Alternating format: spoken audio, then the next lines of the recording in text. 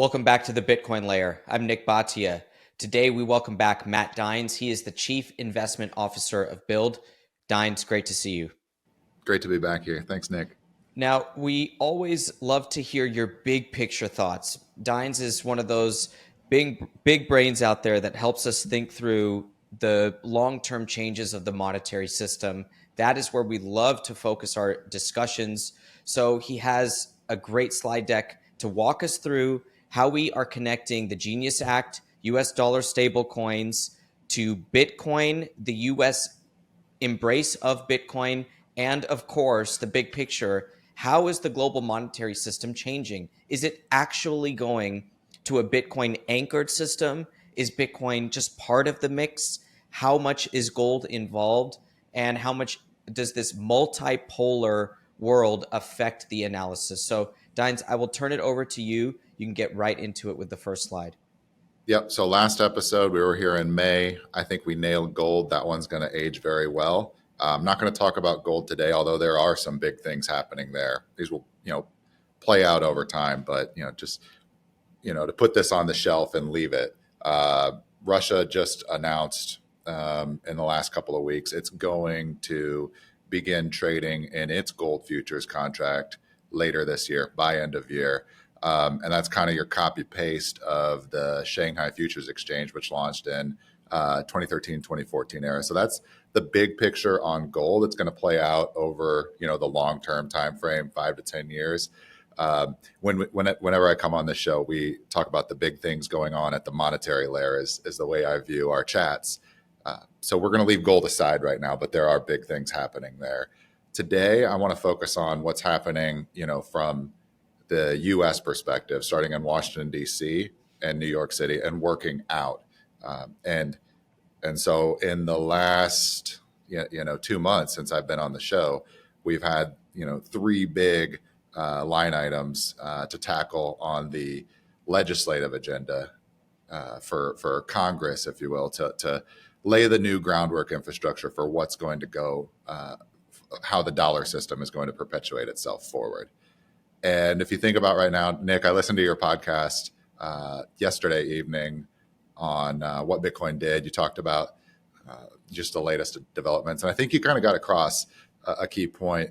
Where we are right now in the short-term credit cycle, call it like the 3 to 5 year, we're at, in my perspective here, when you're, trying to get a sense of where you are on the sine waves of the local journey, we're at, in my view, the slowdown point where the Treasury sell-off isn't necessarily the biggest risk. It's actually growth and deflation if you're the bond market that you're super worried about. So when you're at the bottom of the trough, the key things you want to do is make sure that you're going through a risky point on your path where, if you let something happen, like a deflationary type of event, Lehman would have qualified as that. COVID, March 2020, that would also qualify. You want to make sure you don't get into those, deep V breaks where essentially your wagon would hit a rock, break off on the side of the road. You got to pick up all the inventory you were carrying and come back and resume your journey. That's extremely expensive. It sets you back. You don't want to see that happen if you're Washington and New York City. So how do you get through that? Well, it's kind of the telltale signs, everything we're seeing right now, besides the tariffs. That's a totally different kind of plane. But what you want to see in that standpoint, you want to see a weak dollar, you want to see low oil prices, things like that, to keep the dollar monetary system in a position where you're set to kind of reflate into growth is what you really want to see. So you want to see a monetary expansion. And this is what we get into. What does Besant actually mean when he says, we want to run it hot? We want to outgrow, we want GDP to outgrow nominal issuance and debt outstanding. The problem right now isn't the nominal Treasury issuance, as you highlighted on that episode you recorded on what Bitcoin did. You'll have a tail every, couple of quarters in something like a 20-year auction. But that's not the key risk right now. It's really, how do we step on the gas? And that's where we get into, the first slide, the dollar infrastructure roadmap. If you're the Trump administration, you have a policy agenda, and these things have to happen in a sequence of events, right? You can't go tackle the next one until you lock in, signed, sealed, and delivered an act passed by both houses of Congress and signed by the president. Then you move on to the next stage. And so what we've seen since Liberation Day, the Congress and the Senate have been busy, as everybody's been watching. One big beautiful bill act passed on July 4th. We got Genius through. Was it just slightly after that? In my point of view, the next thing up to get this or to accomplish that key goal that Scott Bessent kind of went out and publicly, stated the quiet part out loud. The next piece you need to see for nominal GDP growth to outgrow the Treasury debt issuance, in my opinion, is GSE reform. And so that's the key thing I want to focus on. I've got a table here on the bottom left. Well, before you get into ahead. the table, I want to start because I'm fascinated about your thesis behind GSE reform. It's been something that on the desk, everyone was talking about for the last 15 years, yet no momentum. Now, all of a sudden, there's real momentum. I want to unpack that. But first, just back up to the one big, beautiful bill. What were your main takeaways? What were the line items that you pulled out of that bill that said to you, nominal GDP is going to rise as a result of this, and maybe even outside of that? What stood out to you from that bill? Honestly, nothing. It's just a continuation of, Got it. Raise the debt ceiling. We're going to spend, we can go through like, where does it go? And I think the key thing is priorities were made clear, right? It's defense. Like defense is top of the list. It's not going to be sacrificed. What does get sacrificed? Social entitlements, key ones among them, Medicaid, right? Social Security not touched, Medicare not touched. And which voting bloc is going to get hurt the most? Well, it's the lowest, closest people to living in poverty that the nation state was supporting. Those were the first ones to feel the cuts, if you will. That's what I took away. So there is going to be some pressure from the electorate, but big picture, what the one big beautiful bill locked in. And we'll get to this in a couple of slides, but it locked in the Treasury issuance is going to continue for the next 10 years. We raised the debt ceiling to 42 trillion. So there's like 5 trillion in room. What that means to me is you're not going to run into a situation where, the financial sector as intermediates is going to experience a shortage of treasuries, right? Which is kind of your base layer of the fiat credit bubble, right? So that's going to continue to fly in or like to inject into the system some fuel there. And that means to me, we're likely to traverse through this point in the short-term credit cycle, the 3 to 5 years. If we're at that bottom, this doesn't have to end like a 2008 or 2020. It can be like a 2016 or 2012 or thousands of, or not thousands, but tens of examples, in the post-war environment where the system doesn't have to go into like a full-on like healthcare emergency where you have to get out the defibrillator paddles and like get this thing back to life. That's what I took away from one big beautiful bill. It extends, like we have enough. We will have enough cash in the TGA, all of that, to keep this thing humming along at minimum through the midterms, 2026. Most likely, it probably, like, given you saw the numbers from June, you cited those in your podcast I mentioned last night. We ran a surplus. That doesn't mean we're going to run a surplus for the other 11 out of 12 months, but it's showing that all of this architecture we put in place, the tariffs, including one big beautiful bill, all of the above.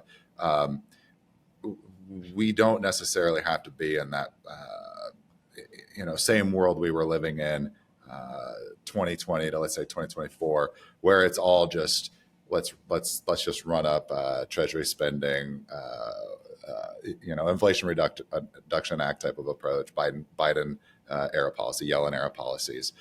This is going to be kind of a different state of things, and that's what we'll get into, like in terms of the objectives. But you mentioned, we've been talking about since about mid 2010s, what are we going to do with this GSE's problem, right?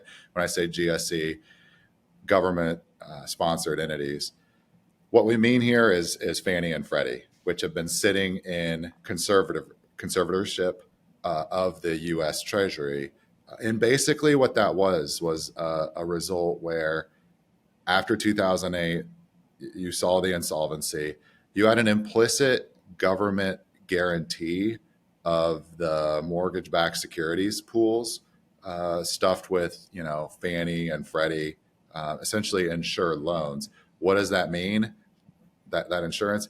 Technically, what it means is the U.S. Treasury was on the hook to ensure for timely repayment of principal and interest on these, securities. And what does that kind of equate to? Well, everybody in America goes and gets a mortgage, right? And the majority of these mortgages are rubber stamped with that insurance, assuming that the mortgage or the loan meets the criteria that's clearly defined in the credit box. You have to have certain debt to income ratios you can't exceed, LTVs at origination, all of that. But you rubber stamp that loan with a Fannie Mae, government guarantee. You stuff it into a legal entity which pools a bunch of those mortgages, and then you securitize. What does that mean?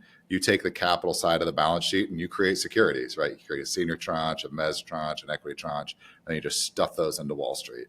Well, what happened? We all know this, 2008. Those loans were not actually money good. The cash flows weren't there. And what had to happen was Treasury had to come in and make good on the put that it technically never sold, right? If you think about the split between these GSE, just mortgages, right? This all started back in like 1935 with FDR's New Deal, but you had a split somewhere in the 60s, 70s where there were actually some of these guarantees that were like hard signed, like executed by an act of Congress, signed by the executive branch, et cetera, where the U.S. Treasury was formally on the hook, right? And that's where you get into this kind of middle ground. There's, FHA, which is a specific department under the executive branch, which is actually underwriting some of these loans, creating and responsible for these guarantees.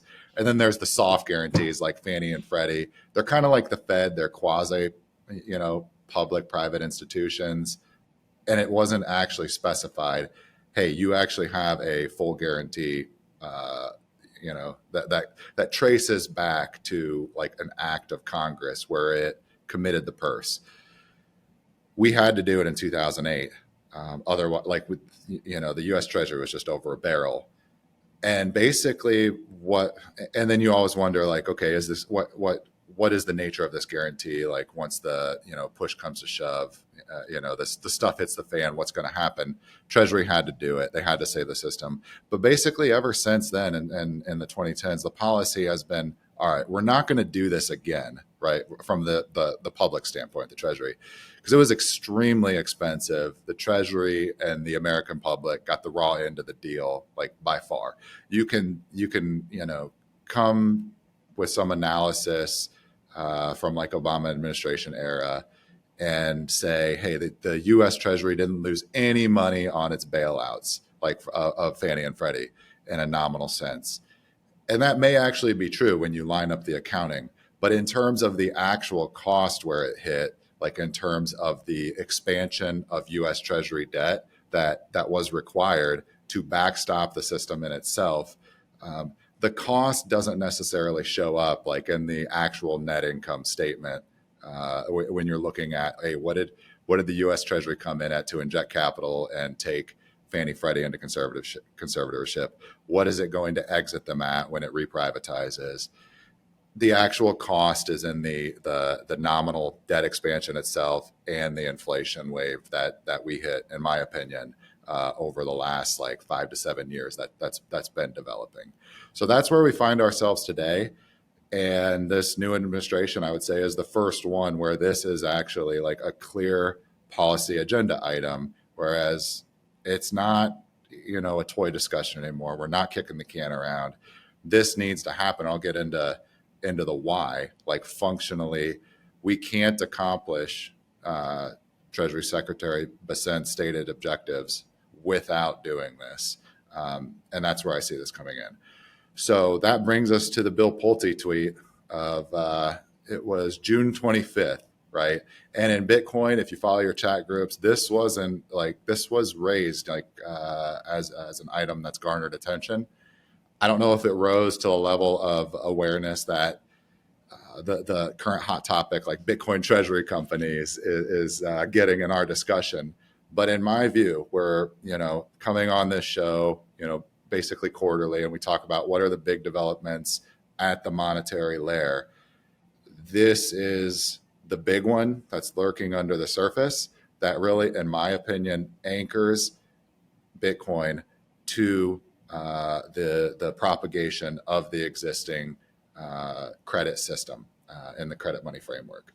So just a couple more points. I don't want to belabor this slide too much, but Bill Pulte's tweet said, all right, it's going to apply to crypto broadly, where a borrower coming in for a GSE kind of sponsored or supported loan, where it's got that insurance guarantee, they'll take your crypto holdings into account for qualification, right? What does that mean, crypto? All right, throw all your other ETH, Solana on there. Sure, they'll market to market, but I think the average listener of the Bitcoin layer has come to the conclusion that it's actually Bitcoin that matters. It's not all that other stuff. And it's also, over time, you see, all right, these measures, Bitcoin dominance, whatever, the value, the market cap flows towards the Bitcoin gravity well. And ultimately that boils down to, there's only one solution to the Byzantine generals problem. So that's step one.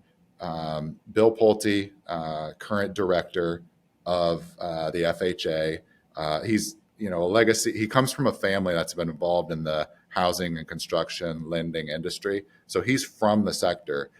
That's basically a recognition that the entire industry, housing, mortgage lending, et cetera, they're on the Bitcoin rails right now. So we've locked in that anchor.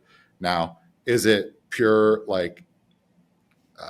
a plan, policy, clearly outlined trajectory? Maybe there is a long-term, roadmap that's going to be executed on for the next 3, 5, 7 years.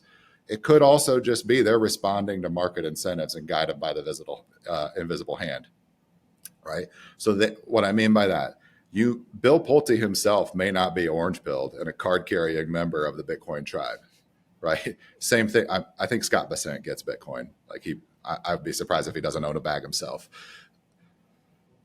But even if you're in the mortgage industry, you're at Fannie Freddie, you're in these, they have a really nice building. You'll see it if you ever land in DC and you drive into, from Reagan Airport into the Beltway. You'll see the Fannie Mae headquarters.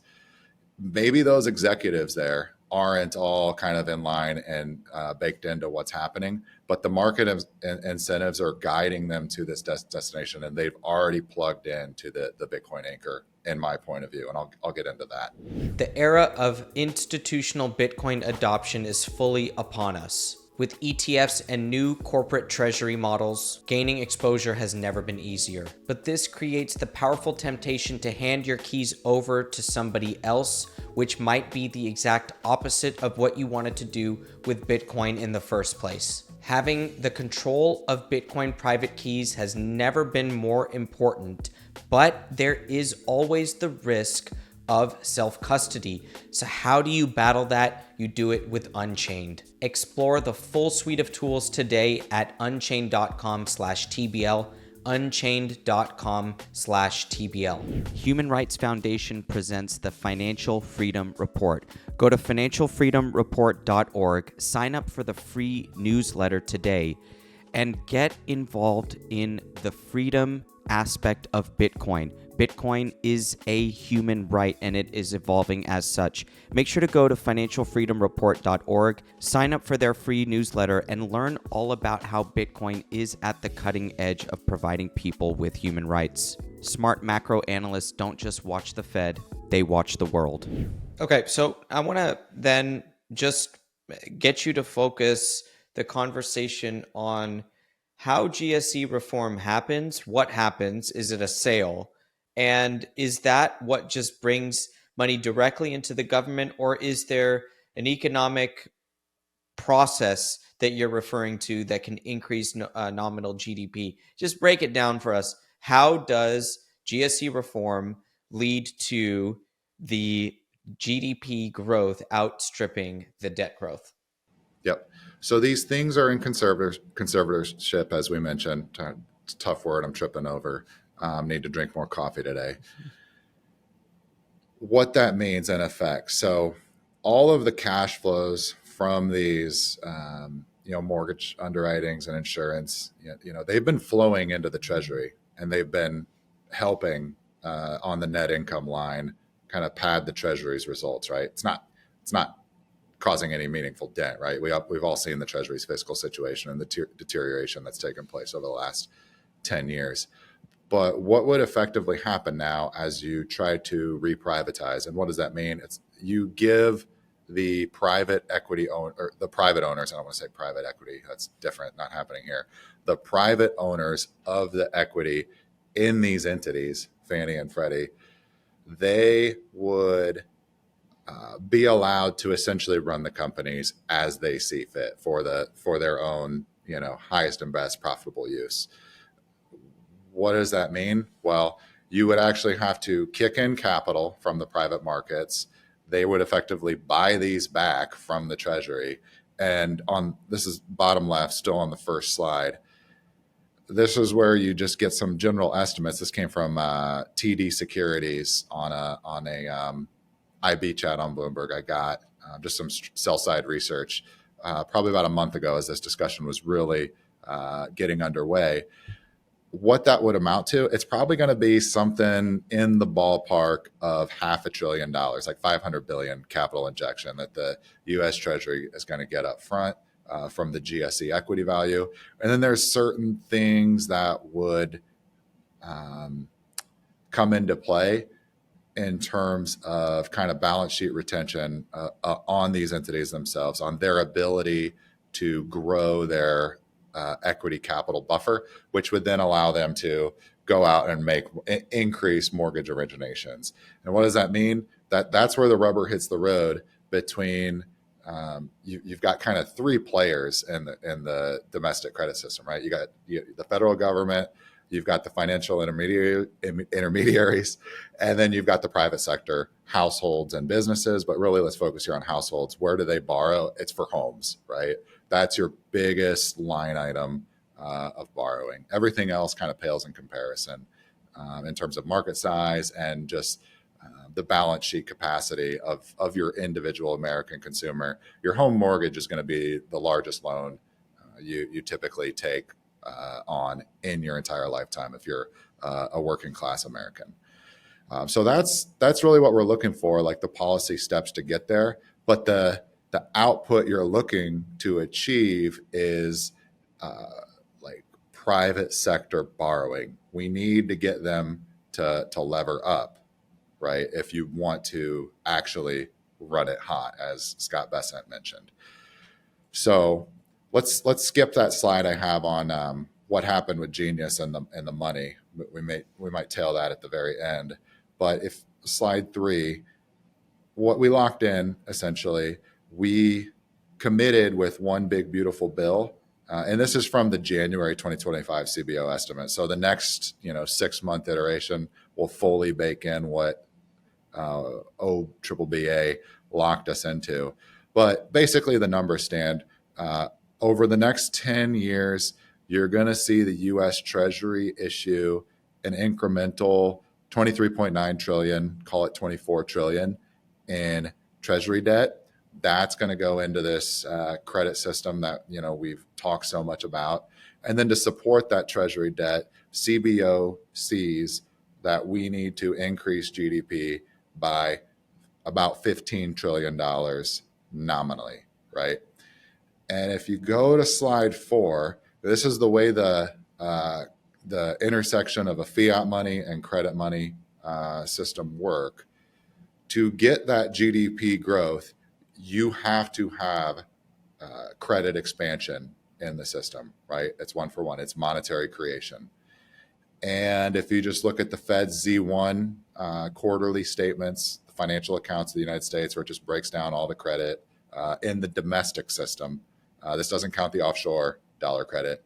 And then you look at the BEA's GDP numbers, and then you zoom out and you look at these things over long-term time frames, 10 years, 20 years. You get a very good kind of sense of, all right, if the input to creating more GDP, make that number go up, is going to be credit creation. How much credit expansion does it take to generate a nominal amount of GDP? And that's where it's very clear. Everybody who's kind of into Bitcoin knows this about the legacy system that really got started. And we talk about the Bretton Woods, post World War II order established in the aftermath of the war, really got underway on that fiat and credit dollar. I think, in my mind, the acts of Congress started to show up very heavily in the 1960s. You had a couple from as early as JFK. It was the Silver Certificate Act of 1968 that in my mind really broke the link in the domestic system between a commodity money, the silver dollar, and fiat credit money. And to bring that into the Genius Act, what we're seeing today, I think that the Genius Act represents kind of the starting point of a new wave in base layer kind of legislation implementation of the next iteration of the dollar. But the fact still stands, if you're looking at the continuity of the existing system, you have to find a way to grow credit by essentially $64 trillion in the domestic economy. And this is from just American banks, non-bank lending, et cetera, private credit, that whole thing. To get that 15 trillion in GDP increase, call it 16 trillion, somewhere in that ballpark, we're going to have to get a credit expansion in the next 10 years of $64 trillion just to keep this thing running under a steady state. And that's where you get into, like, the clock starts now. Like it's already started. We've committed to the Treasury borrowing to get the GDP growth out of that credit expansion. Like, it comes with a tail. There's a lag. So this is where the kind of sense of urgency to get moving, it's already underway. So my, just kind of analysis of the system as it's designed, it needs $64 trillion incremental credit expansion. We know from one big, beautiful bill, Treasury is going to do about 24 trillion of it. And that's just to fund the needs that the nation state has signed up for, right? It's defense, entitlements, Social Security, Medicare, the big ones. Interest expense is on the list, and then any discretionary spending left after those things. But the 24 trillion is what the federal government needs to kind of keep making its own commitments, money good on its existing liabilities. We need to see 40 trillion come from somewhere else. And where is that somewhere else? It's the private sector. It's the real economy in the United States. So how do you do that? There's no way to accomplish this goal without, you could say you can rely on businesses, right? And you've already kind of seen that, like, businesses can grow at, kind of the run rates they've been, experiencing, post 2008. Businesses haven't been the problem. It's the reflation of the household's borrowing capacity that is where you're going to actually have to get your bang for the buck to make good on what One Big Beautiful Bill Act really just committed to. But it's really just a sequence of the same commitments, the same, just run it back, that's been going on for 50 years at this point. Okay, so I have a few questions. We're gonna need 40 trillion in private sector credit creation. Obviously, to any loan, there are two sides. There's the borrower and the lender. So we need the private sector borrower to lever up, but we also need the private sector lender to show up. Okay, my question is, how do we do this? Where is the will to lend going to come from? Where is the will to borrow going to come from? And let me just layer in, a theme from Bitcoin age is the outpacing of the median home price to the median income. So if that ratio is getting out of hand, how does the private sector agree to lend to the borrower that wants to lever up? Does everybody in the United States just have to move to the next house to get that leverage going? If you can walk us through your vision here to how we get that 40 trillion to start showing up. And remember, guys, it's a double entry system. So it means the entire system grows. The assets of banks grow because you're going to pay them back in the future. The liabilities of the private sector grow because they owe the debt. So walk us through it. I'll give the shortcut so people cut to the chase right away. The answer is Bitcoin. Surprising, right? But it's buried. The lead is buried in that Bill Pulte tweet. We're gonna take your crypto collateral into account. I'll go into the demographics where Gen Z is. Gen Z is your market leader, or is the leader here. They're the demand side. The capital has to come from somewhere, right? As you said, the liabilities have to balance. You can't just lever up new credit creation on no equity layer. If you do that, you get a repeat of what we tried to do in the 2000s, which ends in a bust. And so we're not going to repeat the experience of everything we've seen since the 2000s, 2008, and the kind of the dead end that led to in the 2010s. The difference this time around is we have a mature capital pool that exists in Bitcoin and is where the growth is, and it's where the adoption is on the young end, the youth of the demographics bell curve that tells you where this is going. So you mentioned, where does the capital come from? Is it going to be, you go through the checklist, right? You got to get capital somewhere. Is it going to be the domestic banking system? Well, we've got really good data from the Fed on the H.8 report. We talked about Z1, right? H8 goes through the balance sheet composition of your domestic regulated banking system by asset type on loans and then liabilities on the capital side of the balance sheet. Now you look at from the asset side, right? Where are the banks able to grow like residential real estate lending? It's growing over the last 3 years, and this is with interest rates rising. So now you're originating like a 30-year Fannie Mae conformant MBS at like high sixes, right? What's your bankrate.com kind of measure of the 30-year mortgage rate? It's like 6.5 to 7, and it's been up there for basically the entirety of the post 2022 world in fixed income markets. So even at those higher rates, you're only seeing banks expand their asset side exposure to residential real estate loans at about like 2.5% annualized growth, right? And if you're only growing the nominal, like that nominal amount of credit at 2.5%, that's not above the growth rate in the debt, right? The actual debt stack is growing something closer to like a 7 to 9. So what we're seeing, this is like plainly clear in the data, the banking system alone isn't capitalized well enough to do it. And then you get into like private mortgage originators. Generally, they'll have higher rates. They also may not have the balance sheet capacity, like the equity layer, to lend into.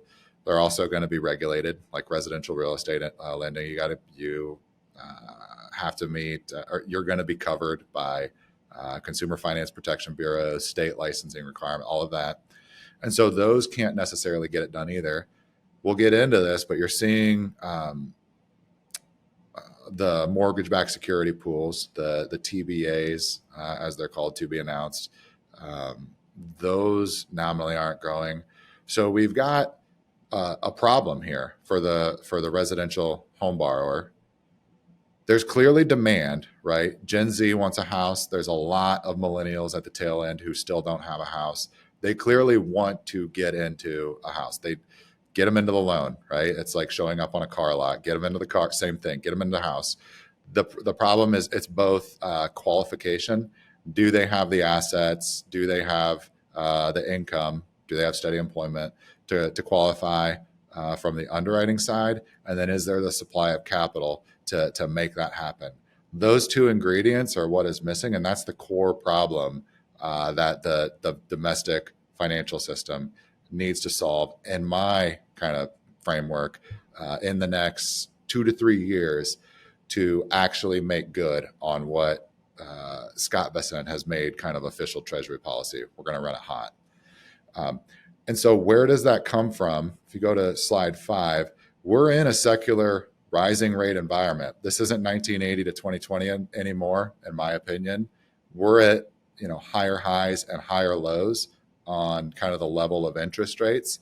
And that said, I know right now in the short term on that kind of secular path, that's going to play out in my kind of crystal ball, hazy as it is, over the next 5, 10, potentially 20 years, like that type of long term. We are right now, in my opinion, in that kind of downturn of the trough where rates want to come back in. Rates blowing out on the upside isn't your highest and most urgent kind of concern if you're in Washington, D.C. and New York right now. The bigger concern is don't fall into the deflationary trap at this point in the journey. You need to actually facilitate and like catalyze monetary expansion. So in a rising rate environment, refinancing activity dries up, and that's the line in light blue, or the bars in light blue. What a refinance is hey, you've got a mortgage at 5% that you took out in 2016. 2020 comes around, Fed's going to do what it does, cut rates to zero, tons of CARES Act spending, money sloshing around out there. Oh yeah, we're going to do a lot of QE, right? And a big part of the QE wasn't just Treasury debt. It was SOMA purchases of these mortgage pools, right? If you look at the share of the markets, they were gobbling up like 70, 80% of mortgage-backed securities. And this gets into the balance sheet runoff of QT. It's really hitting the non-reinvestment of those MBS principal maturities and interest payments as well.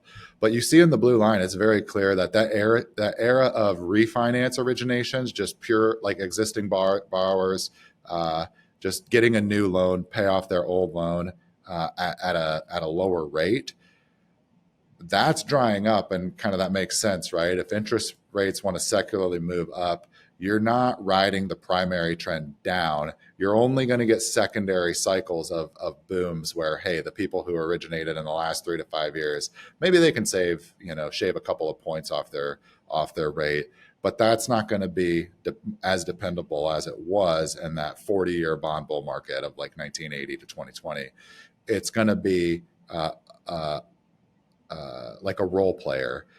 What's going to have to drive your growth is actually those black bars, the purchase origination. So new home purchases, brand new primary residence loans, and you see the trend there. It's still lower highs in 2020, 21. We're not at the peak that we were able to kind of generate in the early 2000s, which was in my point of view, entirely monetary driven. Post 2001, we cut short-term interest rates to 2, and the economic policy kind of was to essentially just use interest rates as your lever to push residential mortgage purchases just moving up and to the right.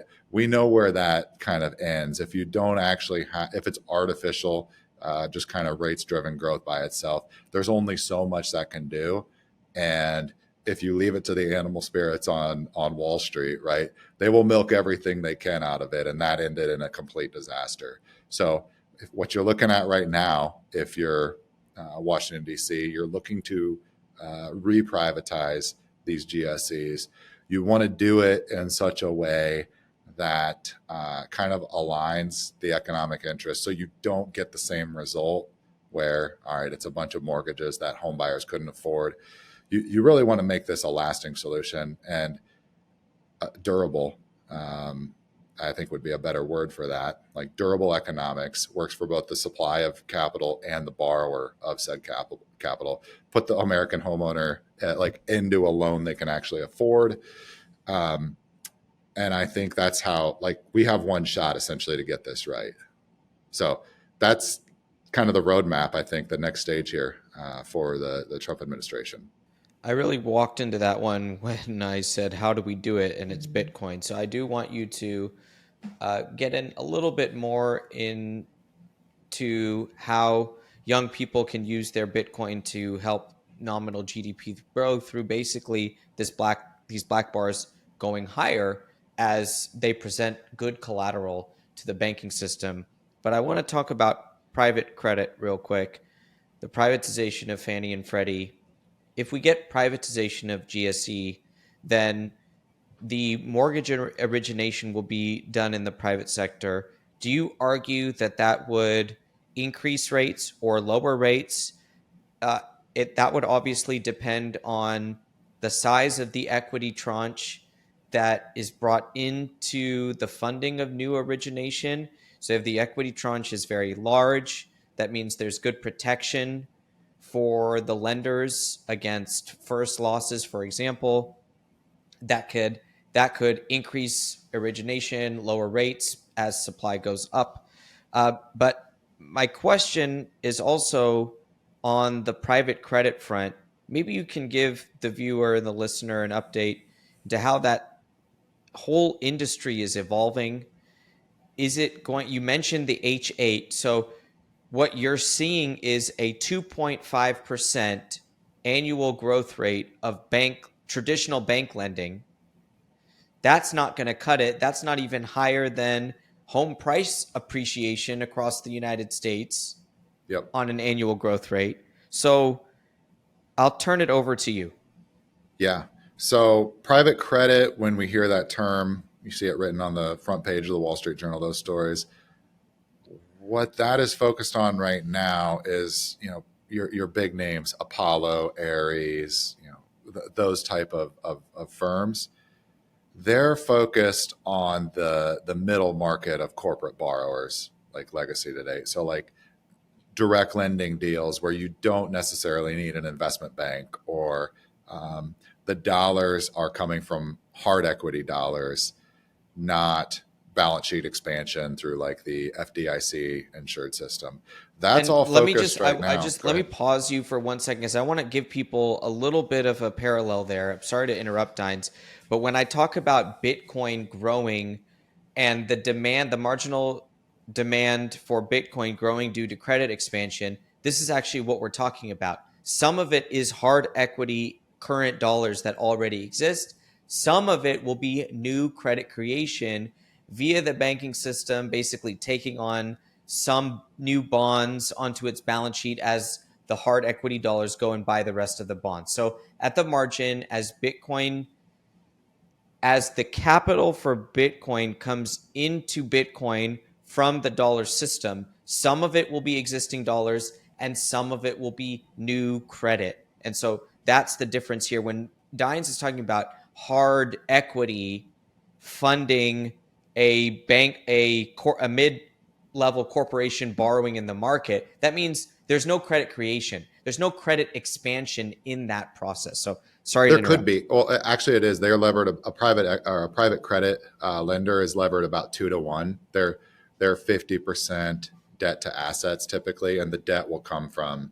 It could be like a bank lender. Often you'll see if you follow the headlines. There's partnerships like certain banks of large regionals all the way up to the big five will partner with certain private credit shops, like the big names, the gold plated names, and they'll lend into them, but it's a lower level of leverage than the existing FDIC regulated banking system, which is levered like 10 to 1 debt to equity, right? So it's much more constrained to lend into risk, if you will. And that's kind of the whole environment here. The big picture is we're at a point in the cycle where the credit creation that's funding the economic growth, we've saturated it starting in 1980 up to 2020. It's like there's diminishing returns. That's going back to that scatter plot chart. Change in credit in the system on the x-axis, GDP on the y. You can see we're not breaking even. You don't get one for one or even anywhere close. The banks don't want to lend into that risk, and so what they'll do is they'll sign up like an intermediary, a private credit shop, to actually be on the hook for the equity layer of, say, a risk loan into a mid-market corporate, a domestic American producer. And then, or you may see on the debt side as well from the private credit, some of them can issue bonds, and these will be like the highest spread bonds in the Bloomberg investment grade index. So you can kind of see where the risk is, but it's actually apples to apples, kind of a lower risk way to fund that economic activity than just funding it through the bank's balance sheet alone, which the banks are hesitant to do in this environment. And also the regulators don't want to see them do it either, because Treasury at the end of the day doesn't want the public to be on the hook for the cost of a cleanup if it materializes. So where does the capital come from typically for mortgages and housing? So typically, and this is slide 6, the hard dollars to fund, say, a Fannie or Freddie conformant loan, it's actually going to come from the investment grade debt markets. So I break this down. So I've got orange, everything in like a creamsicle orange. I've grouped. What I want to focus on is the light blue. The light blue is your mortgage-backed securities, your pass-throughs, if you will, that are stamped with that Fannie or Freddie guarantee. Those bonds, which are ultimately a claim on those mortgage assets, and they're ranked in terms of seniority, who gets the cash flows first, all of that.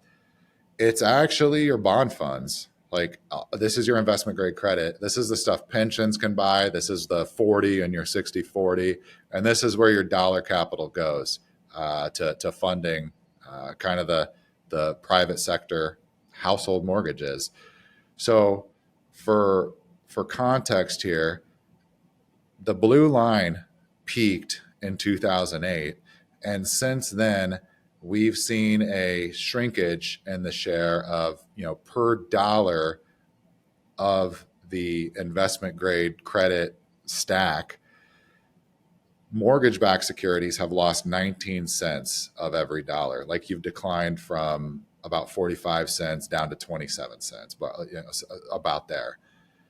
Where has that gone? Well, it's actually been the public debt, the U.S. Treasuries, that have had to pick up the slack to keep this credit expansion going. Otherwise, if the credit expansion doesn't continue, GDP contracts. So it's actually been the Treasury who's had to pick up the slack. They've had to grow their market share, and you've seen 23 cents of every dollar increase in share since 2008 on Treasuries. So we need to find a way to get this to rebalance. And part of it is it really comes down to demand side, right? The supply is going to be there. We're going to find the balance sheet capacity from, pensions, endowments, et cetera. The 40 is going to anchor to the top line of the 60/40. I'm just using 60/40 here because that's what the entire thing averages out to for institutional investors, retail investors. You own equity, alternative assets, commodities, whatever, and then you're going to own a piece of bonds. That top line expansion, your equities grow at a faster rate than bonds. Bitcoin grows at a faster rate than bonds. All of that, but your credit stack can kind of proxy to that top line. And so, what you need to unlock to get this going is to kind of reflate the dollars in that credit stack that are ultimately finding their way into residential mortgages. And you mentioned this earlier, You can't, like, what won't work is to have it come out of price, right? If you keep like you can get a nominal number through price or quantity, right? That's how you arrive there. If you get the growth through price, what does that equate to? Housing price inflation, right? That'll kill your affordability. Qualification becomes harder. You need more income to service that debt. And you'll see, and we'll get to this, stagnation, where you stop getting young people into homes. Whether this is good policy or bad, that we'll leave that discussion aside. It just, all right, get people shelter. It's a key need on Maslow's hierarchy. I'd say, yeah, it's a good thing to pursue. But if you do it through price alone, you're running up into the constraint where young Americans can't afford the house. And then you have social unrest, all of that stuff. So it's got to come through quantity in my mind. So how do you do that? You've got to find a way. This is slide 7. If you track the line over time since 1980, and we really started this big picture kind of cyclical credit boom the bond bull market of 1980 to 2020, that has slowed down. This is on log scale on the amount of mortgage-backed securities outstanding that go into that dollar credit investment grade credit stack. We've kind of stagnated what can be accomplished with the legacy system alone. And so we need to find a way to invigorate and step on the gas. And this is where you get into the Bill Pulte tweet. Crypto is the policy, but in reality, it's Bitcoin is the policy. We're already there. We've made the quiet part out loud. But the order from the head of the FHA is in. We're going to focus on qualifying new borrowers for these mortgages on their crypto holdings, which means Bitcoin in the long run, because that's where all the value accrues. And then from there, you start to realize, and this is what I've come through with my experience focusing on Bitcoin, lending dollar credit into the Bitcoin collateral layer. That is your entry discussion for a supplier of capital to come to the realization, hey, this credit is actually better. Like, I actually like this Bitcoin as a collateral layer. All the features, won't go into them.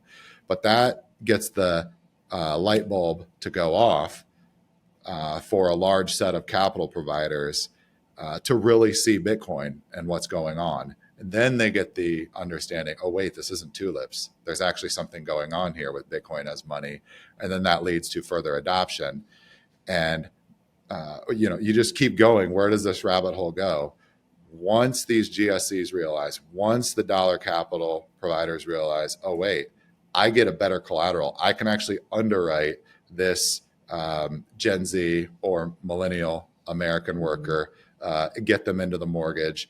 I qualify them with their crypto holdings. What's my next step here?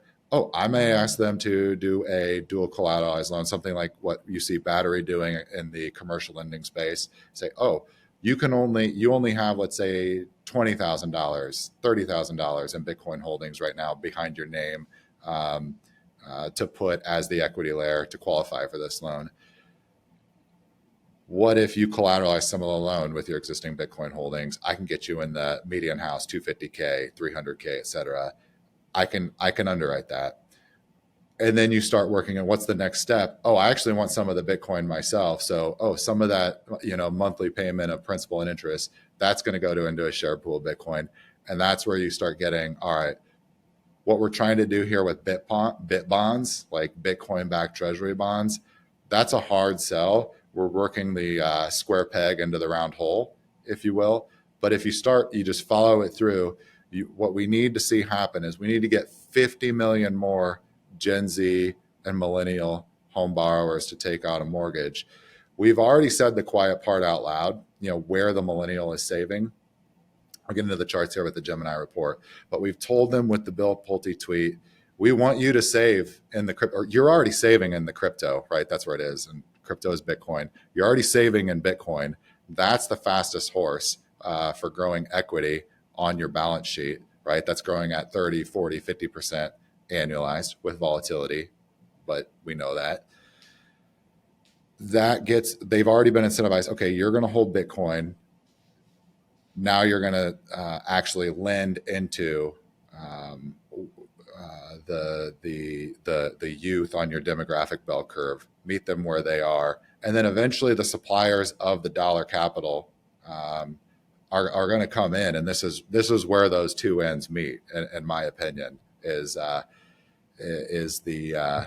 GSE loans, and the reform is the first step. When I say reform, I mean the reprivatization. That's the first step on laying the infrastructure to make this happen. This is going to be something that takes 3 years, 5 years, 7 years. This doesn't happen overnight, but the seeds are already there. And in my mind, just following the space ever since, like as long as you have, right? The end game and what people are coming to realize is it's a Bitcoin story. Now, talk us through the slides 8 and 9. 34 billion Gen Z Americans own Bitcoin, and 12 million own a home. So, Yep. how does this contribute to this uptick in private credit growth that we want, or I should say, in private sector credit growth to counterbalance this huge wave of increase in public borrowing that we've had? You mentioned 64 trillion that's needed. 24 trillion will come from the Treasury. That takes total U.S. debt up to about $60 trillion. But we also need another another 40 trillion of credit creation. So obviously, Gen Z's buying homes using Bitcoin as collateral can contribute to some of that. Maybe how much of that is untapped right now versus what you could see over the next few years, and walk us through some of these numbers. Yep. So starting on slide 8, estimated 34 million Gen Z own crypto Americans. How do you get that number? Well, left-hand side, you got the demographics chart, spread chart, age, and then male, female. Let's not worry about that here. The key thing is about 20%, so 19.7 roughly, of the U.S. population is Gen Z. Born, I think the cutoff dates are 1997 to 2015. All the Gen Z Americans who will exist, I mean, excluding immigration, different discussion, won't address that here. They already exist, right? A Gemini report published, this was recent. This was like June, and they've updated this number over time to track kind of where is Bitcoin adoption on that S curve. They say right now, per their own analysis, 51% of Gen Zers acknowledge owning crypto, right? And sure, some of that is going to be they're going to own the garbage, right? Some of them are trading in Pepe NFTs, all of that stuff. The majority of the value, though, it's Bitcoin. Like that's where the lasting value is. So use that as a proxy. 34 million Americans, I would say, in this Gen Z cohort have already chosen. They're adopting. Like they see this. And this is where kind of monetary adoption is actually working its way up. So those 34 million Americans, they tell you where the future is, right? Where things are going to be in 10 years. My grandparents, who are of the silent generation, they're end of life, they're dying.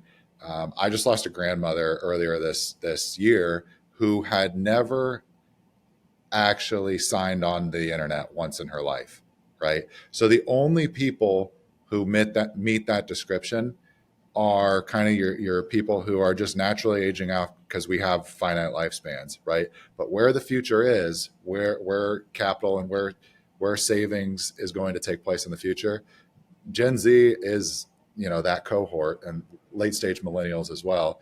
They tell you where this is going to be, right? So they're already saving in Bitcoin.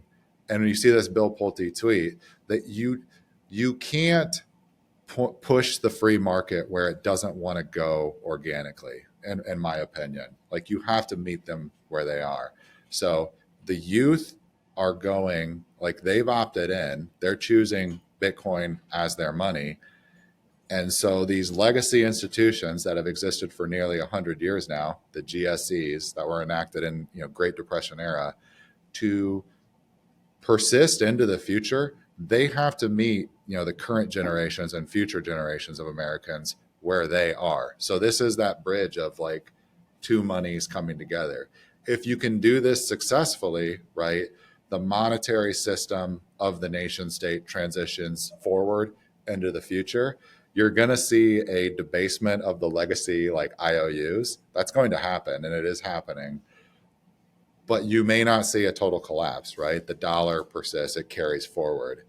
Um, and so, yeah, part of that too, of keeping your youth engaged and bought into this system that's been inherited, you have to keep delivering kind of what your next generation expects or thinks is promised. Like, what is it?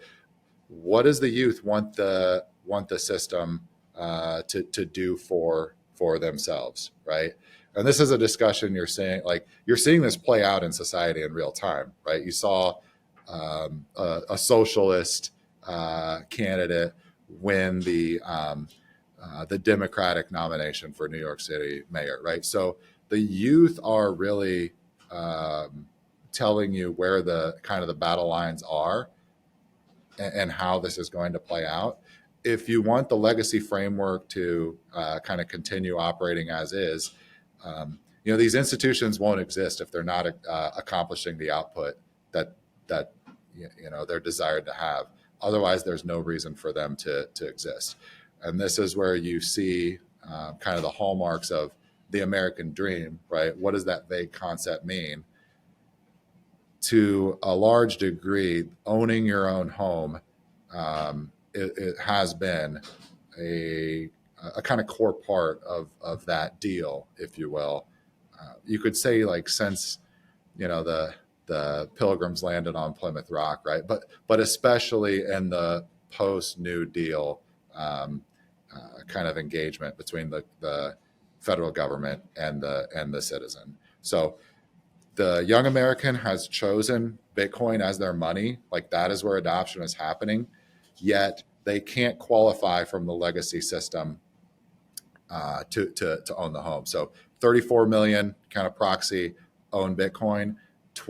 And that just means to any minimal exposure. It doesn't mean hard key, like they own a cold card, they hold the private keys, they control the UTXOs directly on the blockchain, but they have exposure, right? They have a Coinbase account, a Gemini account, et cetera, or they're long a Bitcoin ETF in a brokerage, something like that. Just include it, wrap that all up in one. Gen Z owning crypto, right? 12 million Gen Z Americans, this is slide 9, actually own their home. And this is where we've seen stagnation. This is according to a Redfin research report that came out in May. You have seen since 2022, you've basically seen a flatlining in home ownership penetration for Gen Z, especially. They're essentially stuck at about 26%. So to get this thing, the credit system, the Scott Bessent goals, you need nominal GDP to outgrow Treasury debt outstanding. To get the Gen Z American into a home, give them the keys, all of that. All of them are aligned. All the economic incentives are aligned. You just need that base layer to make it happen, which has already been announced, right? It's going to be Bitcoin is kind of the first step. Once the toe's in, once that Bill Pulte tweet was published in late June 25th of this year, in my mind, that's already kickstarted this process for the GSEs, for the Reformation to take those kind of legacy systems, that credit origination architecture, and port it onto this new age, the Bitcoin age. Now, leave it to Dines to associate Plymouth Rock with continental bills and Bitcoin changing the monetary system, but he's the only one that can do it for us. So, Dines, why don't you take us out, talk to us about slide 10 here and your closing message on this vision as we transition from a dollar-based credit system to a dollar based credit system with Bitcoin collateral. And I can't imagine somebody watching this episode and coming away thinking that Bitcoin is replacing the dollar system over the next 5 to 10 years. That's the opposite of the conclusion here. It's that for the dollar system to persist, it needs to start introducing Bitcoin rails. So I'll turn it over to you. Yep. We skipped a slide here on this really awesome book. I think it's kind of one of a kind in the recent modern era of just commentary on monetary history of the United States. But there's a book called Pieces of Eight by Edwin Vera, which basically traces through the dollar infrastructure, not just from the Continental, right, the script paper that the Revolution was funded with, but all the way back into English common law. But you get into a point where he mentioned, this is very early on in the book, page 14, the fate of paper IOUs that fail to persist themselves across generations. This little snippet highlighted to me, this is the risk, right? If all of this fiat credit, if we don't find a way to carry it forward, what happens? Well, the Continental tells you like a good case study. Eventually, these IOUs, they get handed off through the real economy. Paul pays Peter. There's a trade of goods or services for the money. They take a discount, right? And that's literally what we've been kind of stickered with, this concept of inflation. It's actually, we think about it as the loss of purchasing power. That follows the monetary expansion. But what happens as those IOUs trade hands, they get discounted. And when I say that, I mean they lose purchasing power with each economic hop, right? And what ends up happening is those IOUs, eventually they fail. Like, it becomes harder and harder to find another taker to give you a real good or service for that script. And the end fate is those ISUs eventually just, they quietly died in the hands of their possessors, right? They die in an estate as this natural, like our finite lives play out. So bring that example back to my grandma. She may have been saving and following kind of common practice advice. Bet your age in bonds or own your age in bonds, right? 60-40, that average, 60% equity, 40% bonds. Well, if you're 90, you should own 90% bonds.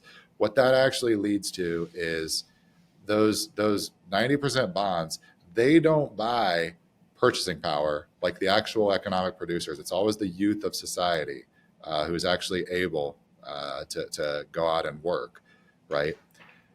They don't buy goods and services. They don't buy time from that younger generation. They don't accept them. So if we don't find a way to bridge these things, Gen Z is already showing it's adopting a new money. If we don't bridge those two things, the big risk here is those IOUs, the IG credit allocations, the 60-40.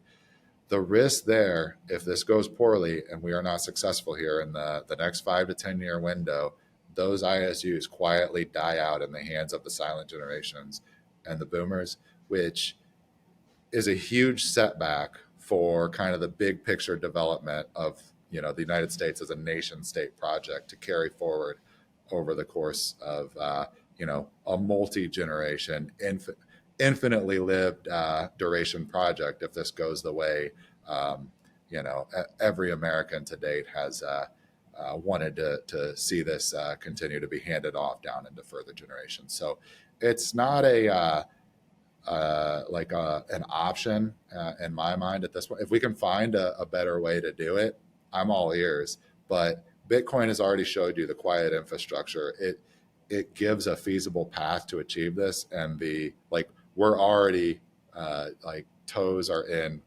We've opened the front door and walked in with that Bill Pulte tweet. So that's slide 11. The famous Bitcoin kind of black hole gravity well sucking in the dollar. This is kind of just your latest mile marker of that process continuing to develop that you've been highlighting so well, Nick, ever since you got onto the scene. 2017, 2018 have been observing and commentating on this kind of better than anybody else that I can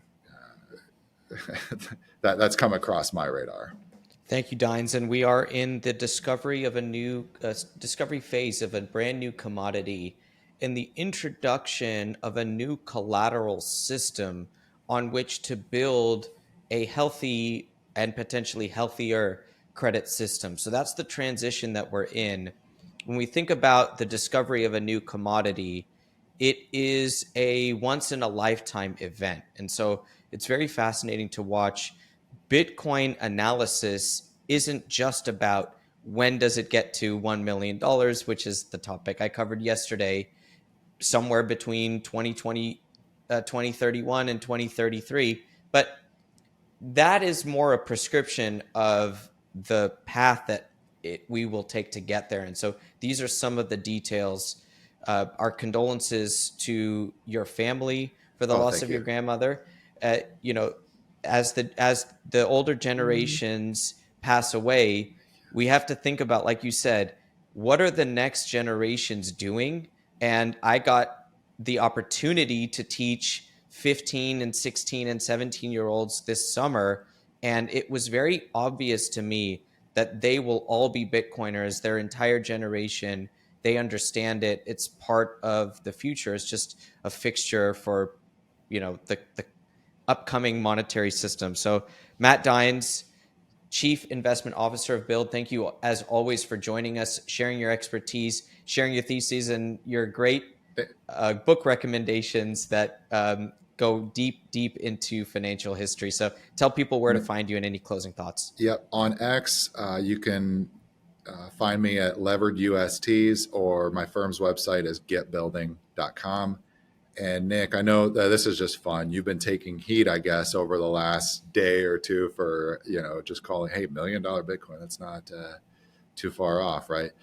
Think about this, like what we've just described today, where all of these economic incentives, once they're locked in, the engine's humming, you have 50 million Americans where Bitcoin is the backstop of their GSE mortgage on their primary residence. They're kicking in a monthly dollar payment in support, which ultimately flows down to the Bitcoin collateral layer. It doesn't take more than a day of replacement level financial analysis talent to come up with kind of a forecast that $1 million Bitcoin price on 250K, 300K. What's the actual housing price inflation going to be in 5 years, 10 years? And then you get into loan to value, and then you hard peg 21 million Bitcoin. That's all there is. Finite quantity, can't change. Like $1 million, like that's possibly too bearish. We'll close it there. We'll catch you guys next time. All right. Thanks, Nick.